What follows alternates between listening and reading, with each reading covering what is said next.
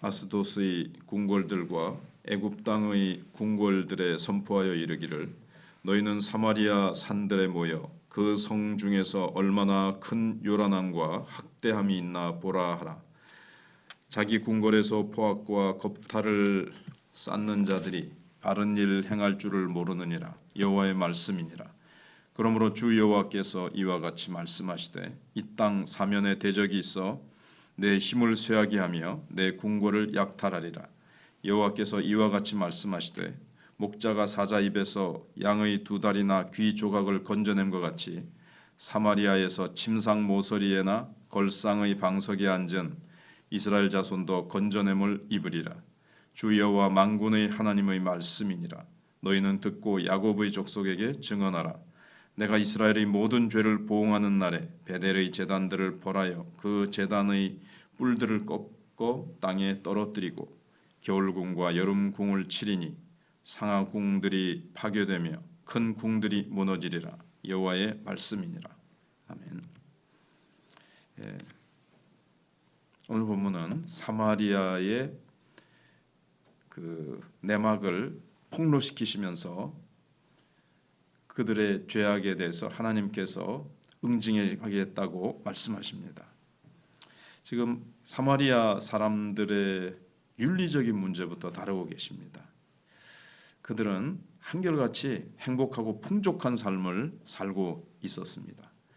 여름궁, 여름집, 겨울집, 상하궁, 그다음에 방석, 여러 가지 아주 3000년 전인데도 불구하고 아주 좋은 시설을 가지고 있었습니다.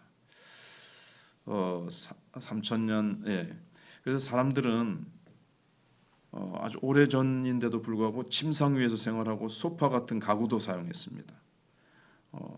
3장 12절 끝부분에 보면 사마리아에서 침상 모서리 이런 얘기가 나오고 걸상의 방석에 앉은 이스라엘 자손도 건져냄을 얻으리 입으리라 그랬는데 이거는 그 앞에 말씀해 보면 겨우 건져냄을 받으리라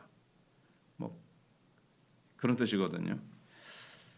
그러니까 아모스가 예언하던 때는 지금부터 3000년 전인데 지금과 같은 소파는 아니지만 그래도 아주 옛날식이긴 하지만 침상에서 생활했고 걸상에 비단 방석을 걸친 그런 소파 같은 것을 두고 살았다는 겁니다. 우리도 침대나 소파를 일상적인 생활에서 쓰게 된 것이 얼마 되지 않는데 3000년 전에 그렇게 살았다는 겁니다. 그리고 집도 몇 채씩 가지고 있었습니다. 겨울궁과 여름궁을 하나님이 치시겠답니다. 상하궁들이 파괴되며 큰 궁들이 무너지리라. 3장 15절 상반절에 그렇게 되어 있습니다. 그러니까 왕만 이런 생활을 했던 것이 아니라 웬만한 귀족이나 부자들도 집을 몇 채씩 가지고 있는 것이 유행이었던 것 같습니다. 그리고 냉난방이 옛날에는 쉽지 않았죠. 그러니까 집을 처음부터 구별해서 짓는데 여름용 벽 없는 기둥만 세워가지고 이제 짓고 겨울용은 벽을 두껍게 세우고 문을 튼튼히 달고 또 부인을 위해서 별채를 둔 이들도 많았고 이 벌채는 이제 상하로 이제 장식되어 있었기 때문에 상하궁이라고 이제 불렀습니다. 아예 상하 자체로 지은 것은 아니고 상하로 이제 장식을 했던 것이죠. 그러니까 사마리아가 얼마나 화려하고 살기 좋은 곳이었는지 짐작을 할 수가 있습니다. 그런데 왜 하나님 상하궁으로 지으면 안 되고 여름궁, 겨울궁 집을 여러 채 가지면 안 되느냐? 그건 아닙니다. 하나님께서 이제 사마리아의 이 속사정, 내막을 폭로시키시는데 하나님께서 왜 이것을 문제 삼으시는가 하면 여기 아스도스의 궁궐들과 3장 9절에 아스도스의 궁궐들과 애굽 땅의 궁궐들을 말씀하고 있습니다. 그러면 이제 아스도스의 궁, 애굽의 궁, 이제 전 세계 상인들이 다 모이는 곳입니다. 그러면 이제 상인들이 모이면 이게 이제 입에서 입으로 전 세계로 이제 전달이 되는 겁니다. 그 궁궐들에 선포하여 이르기를 너희는 사마리아 산들에 모여 사마리아는 이제 북이스라엘의 수도지요. 그 성 중에서 얼마나 큰 요란함과 학대함이 있나 보라. 아스돗은 블레셋의 도시입니다. 그다음에 이제 애굽은 우리가 이제 잘 알고 있는 곳입니다. 거기에 모이는 많은 상인들에게 하나님이 폭로를 시키는 겁니다. 사마리아 성이 너무나 화려하고 잘 사는데 왜 화려하고 잘 살게 됐느냐 하는 거죠. 그것은 사마리아에게 어떤 일이 일어났는지 이제 하나님이 알리기 위하신 건데, 그게 뭐냐면 사마리아가 왜 이렇게 잘 살게 됐느냐. 거기는 가난한 자가 없어요. 왜냐하면 가난한 자를 다 내쫓았기 때문에 그렇습니다. 그는 빚이 진 사람들의 집을 빼앗아 버린 겁니다. 그래서 집이 여러 채가 된 거예요. 그래서 돈 가진 사람들이 빚 갚지 못한 사람들을 여기 요란함과 이것은 다 내쫓는, 우리도 그 무허가 막 판자촌 같은데 개발한다고 할 때 그 사람들을 내쫓을 때 어떻게 됩니까? 막 큰 막 안 나갈라 그러고, 그다음에 이쪽에서는 막 포크레인이나 여러 가지가 동원돼 가지고 강제로 철거시키는 일이 일어나듯이 가난한 사람들을 사마리아에서 막 내쫓는 요란함이 있었다는 겁니다. 그리고 이제 막 쫓기는 사람들은 정말 진보다리 하나 싸가지고 피난민 신사가 돼서 탄식하면서 울부짖으면서 사마리아를 떠나야 되는 그 울음소리가 막 사마리아 성의 통곡 소리가 막 빚어낸 그 울음과 가난한 자들의 피눈물 나게 하는 그런 착취로 말미암아 사마리아가 잘 살게 됐다는 겁니다. 그래서 하나님께서는 이거를 그냥 두고 보시지를 못하시는 거예요. 않겠다고 하시는 거예요.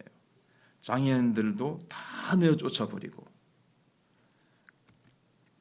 지금 하나님께서 이스라엘 백성들이 소파나 집들을 여러 채 가져서는 안 된다고 말씀하시는 것이 아니라 이들은 하나님과 언약을 맺은 백성들입니다.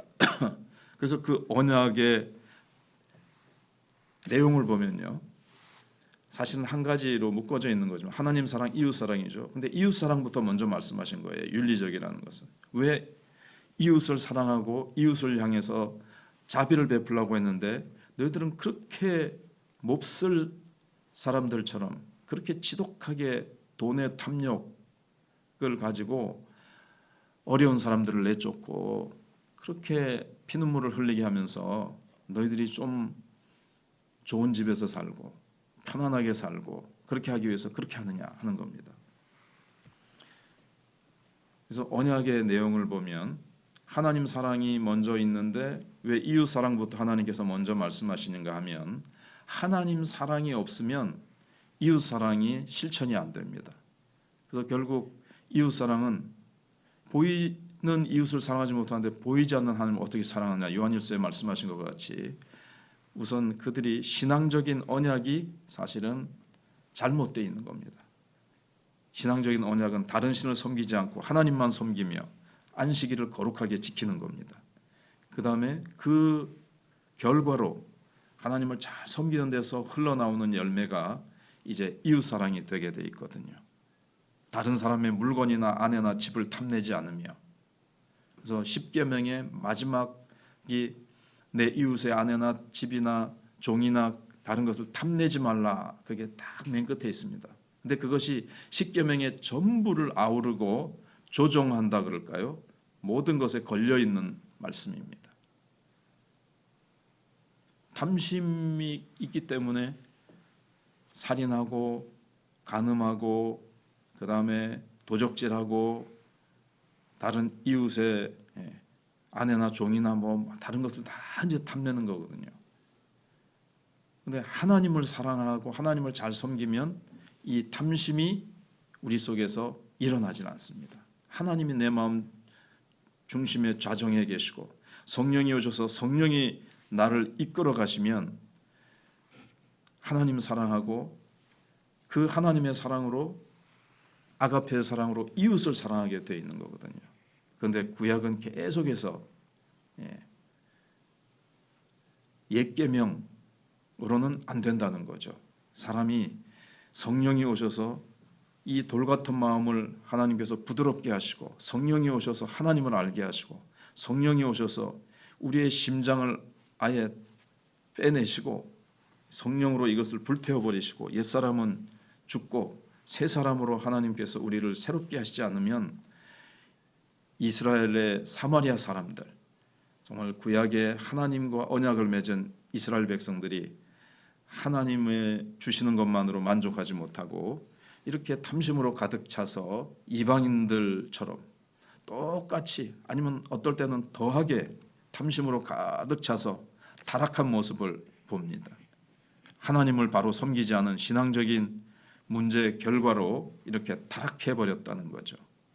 그래서 윤리적인 문제를 두고 하나님이 징계하시겠다고 하시지만 참 경건하지 못한 하나님을 바로 섬기지 않으면 이런 문제가 생길 수밖에 없음을 이제 말씀하고 있습니다. 그런데 사마리아 사람들은 자기네들이 신앙이 좋다고 생각을 스스로 했습니다. 왜냐하면 때가 되면 절기 잘 지키고 그 다음에 제사 잘 드리고 지금으로 하면 예배 잘 드리고 신앙적으로 할 거 다 했어요. 그러나 우상도 같이 섬기고 돈이 우상이 되어 있는 겁니다. 지금 세상 것들이 탐심으로 탐욕으로 가득 차 있는 겁니다.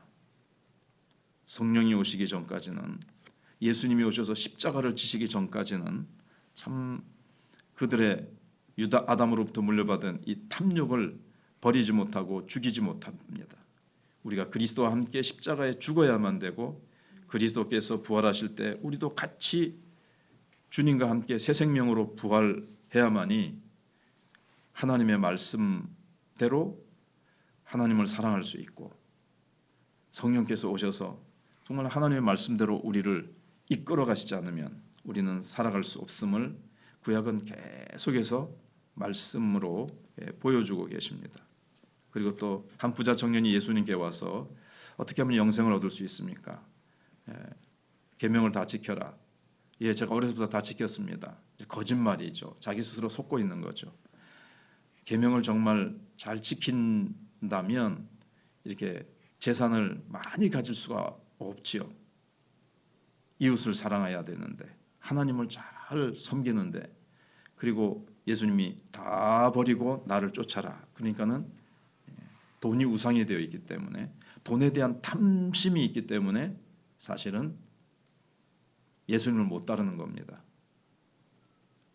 근데 탐심 하나가 사실은 다른 모든 계명과 같이 연결되어 있기 때문에 이 사람이 다 지켰다는 것은 형식적으로 지킨 것이지 이 사람은 돈과 탐욕의 우상을 섬기고 있었던 겁니다.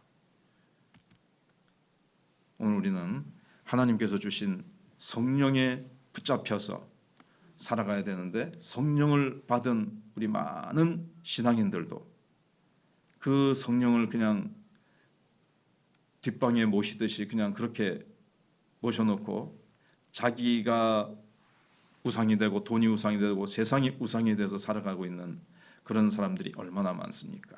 그래서 참 구약의 말씀이 성령이 오셔야 된다는 것도 말씀하시지만 오늘날도 이미 예수님께서 우리의 탐심을 죽이시기 위해서 우리의 옛사람을 죽이시기 위해서 십자가에 죽으실 때 우리도 같이 죽었고 예수님이 부활하실 때 우리도 같이 살아나서 성령으로 우리는 새 생명 가운데 내 배에서 생수의 강이 흐르면서 믿음으로 그렇게 충만한 승리의 삶을 살고 하나님 사랑, 이웃 사랑으로 우리는 충만한 삶을 살면서 정말 예수님의 십자가 헛되지 않고 성령이 우리 가운데 오셨는데 성령의 능력으로 살아가야 되겠는데 성령의 능력은 우리 속에서 잠자듯이 그렇게 있고 우리의 욕심과 우리의 힘으로 살아간다면 세상 사람들과 같이 욕심에 빠져 살아간다면 정말 하나님께서 우리를 통해서 어떻게 일하시겠습니까? 그래서 우리는 참 십자가에서 날마다 죽노라고 고백하는 사도 바울과 같이 나의 옛사람은 십자가에서 이미 죽었음을 날마다 선포하고 붙잡고 우리 속에 오신 성령님을 인정하고 환영하고 성령의 능력으로 우리는 성령에 이끌려서 사랑과 희락과 화평과 성령의 열매를 맺으면서 승리하며 살아가는 우리가 되어야 되겠습니다.